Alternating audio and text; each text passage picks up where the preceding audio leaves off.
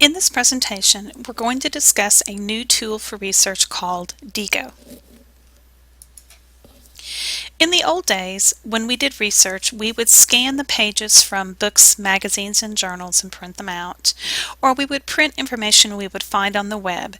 We would then need to annotate or highlight that information, all the key points and important information. We would annotate it along the sides for things we didn't want to forget or things that we thought were significant, or we would add sticky notes with that same information. From there, we might create note cards with the key quotes and key information that we wanted to discuss, or we might diagram it on a piece of paper to sort of synthesize it into one cohesive whole. That process could be further complicated if we were working in a group where we would have to pass those documents back and forth amongst us as we were organizing and analyzing it. It wasn't uncommon to misplace that information and have to repeat the research process in order to finish the assignment. I'm going to introduce you to a new tool called Diigo. It's a digital tool where you can complete the same process, but you can actually complete it digitally so that you don't lose those documents and that annotation that you've created. In addition, it is much simpler to share it within a group and to annotate and comment on each other's research in a digital format. If you have the right kind of a website, you can also embed that information on a website. So the tool we're going to discuss is called Diigo, and the website that I'm going to demonstrate embedding that information that you collect in Diigo is Wikispaces. Let's take a look at Diigo. I'm in Google Chrome and I'm going to open a new tab. So let's talk about what's going to happen here. What's going to happen is in the top right hand corner, I'm going to install a little tool in my browser that lets me actually bookmark and annotate that information that I find on the web. To do that, I'm going to use the Chrome Web Store. Now you can do this same process in most of the major browsers. If it's not available on one of the major browsers, there is another alternative at the Diigo website for using it. So to repeat, to begin, in the top right hand corner, I'm going to click a new tab. Then I'm going to click the Chrome Web Store. Top left hand corner, I'm going to type Diigo and enter. First you'll see apps, then you'll see extensions. What we want is an extension that's going to be installed in our browser. The first one is the one we want, the Diigo Web Collector. Right hand side, add to Chrome. Yes, we want to give it access to our web data so that it can bookmark it.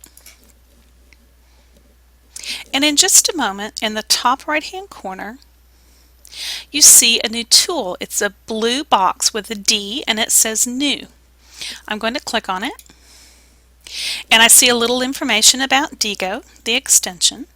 I'm going to click the blue D again and it gives me the opportunity to sign in. Now I'm already signed in, but basically you either sign in or you create a new account. So now I'm in Diigo. Now I want to go find an article that I'm going to bookmark and annotate. This is a website that I found previously that I thought was important on the research process. So I'm going to skim it, find the parts that I feel are significant,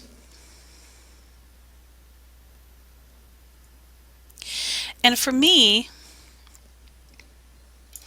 the part where you're finding the basic information and refining your topic is what's especially difficult for my students. So I'm going to bookmark using the blue D in the top right hand corner. I'm going to click it. The first thing I'm going to do is is to tag this web page so it's added to my collection. For some reason it doesn't want to work, so I'm going to close and open again.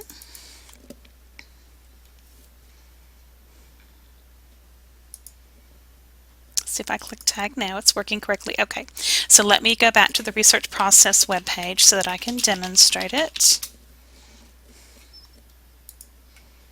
There we go. Top right hand corner, I'm going to click Diigo. I'm going to click Tag. Here's the web page I'm going to bookmark. Here's the URL and the title of the web page, which I could change. I can make it private where no one sees it but me. I don't want that. And I can cache it so that it keeps a copy of what this web page looks like today. I'm not going to do that. I can add a description, or for me, I would probably create the citation and go ahead and post it right here so that it's already done. Now I'm going to tag it. This works the same way if you've bookmarked within a browser before and you've put those bookmarks into a folder. This is the same concept as a folder. So I'm going to mark it Information Fluency. Notice that I put it in quotation marks because it is a two-word tag. And I'm also going to tag it Research. Now previously I have created a research group called Research Sleuths so that I could demonstrate this. And in a moment I'll show you where you actually create that group so that if I was working with some other students on this project, we could all share our information. So now I'm going to save my bookmark. It's now in my library. Now I want to highlight it and add notes on the portions that I feel are important. So I'm going to highlight it first in yellow.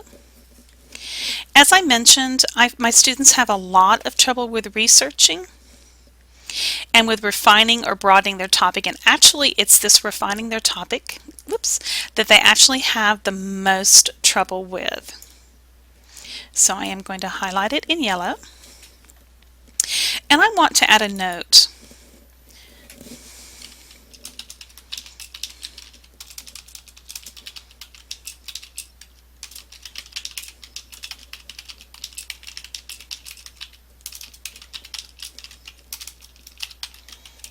For me in particular, commenting that my students have their biggest problem in this area when they're trying to refine or broaden their topic so that they can target specifically what they want to do in their research. I have two options. I can keep it private, or I can share this note with my group. Well, I want to share this with my group so they can see my thoughts. And I'm going to move the sticky note so that it's down beside the actual section that it refers to. All right. I'm going to go to the top right hand corner. Notice that Diigo now has a little red bookmark on it. That's because this web page that I'm on has been bookmarked. If I ever come back to this web page, it will tell me, hey, you've already been to this web page, it's already been bookmarked, do you want to see what you annotated? So I'm going to click the blue D for Diigo, and I'm going to go to my library to show you what this looks like in my library. So in my library, here's the new article that I just added. Here is the section that I highlighted. And if I change the view to advanced, which I'm not sure it will do that for me today, I could actually see my note right here. And today it's not going to do that, but normally it will do that for you. On the left-hand side, I can all see all the tags that I've marked previously. Let's, for instance, click the one for Information Fluency. And you can see all of the articles that I've tagged Information Fluency because that's the project I'm working on. And here's the dates when that information was collected. Underneath each, I can actually click the annotation, the portion that I highlighted, to see what I felt was important. Now if we go back up, let's go take a look what this looks like in my group. In my group, it's right here at the top. There's my groups. This is the group that I set up previously. On the right hand side you could create another group. Let's take a look at the group that I've already created. Here are all of my bookmarks and my annotations and my sticky notes that I've shared with my group. I could invite the people that I wanted to be in my group as well. Now, let's say that you wanted to share this information not just with your group, but with the entire world. Some websites will allow you to do this. So if you have a website that will allow you to do this, let me show you how it works. You click Tools, and what we're looking for is down here under Web Services. It's called an Enhanced Link Role, and it shows not just your bookmarks, but actually your annotations for those bookmarks, which is totally cool.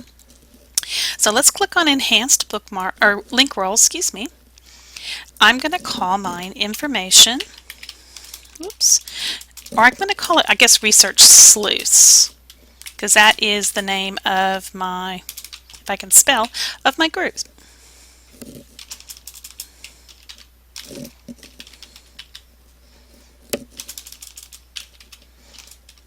Some days I just can't spell.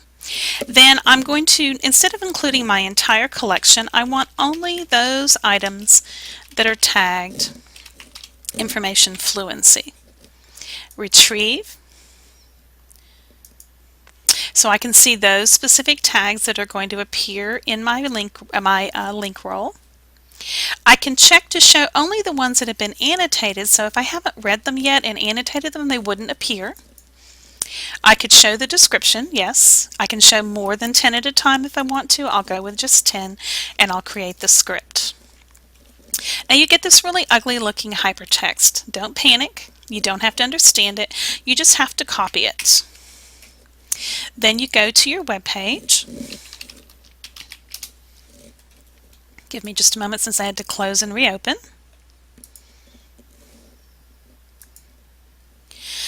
Here is my web page, and again I'm using a website called Wikispaces because it will allow me to embed this HTML text right there on the web page, and it will work correctly. So while I'm in my Wikispaces page, I'm going to edit it on the right hand side. Then I'm going to add an widget or embed a widget. Here's all the different options. This is simply HTML text, so I'm going to click Other HTML. I'm going to paste my text and click Save. And then save from my web page. And there is my link roll. Here are my articles. On each, if I click Annotated,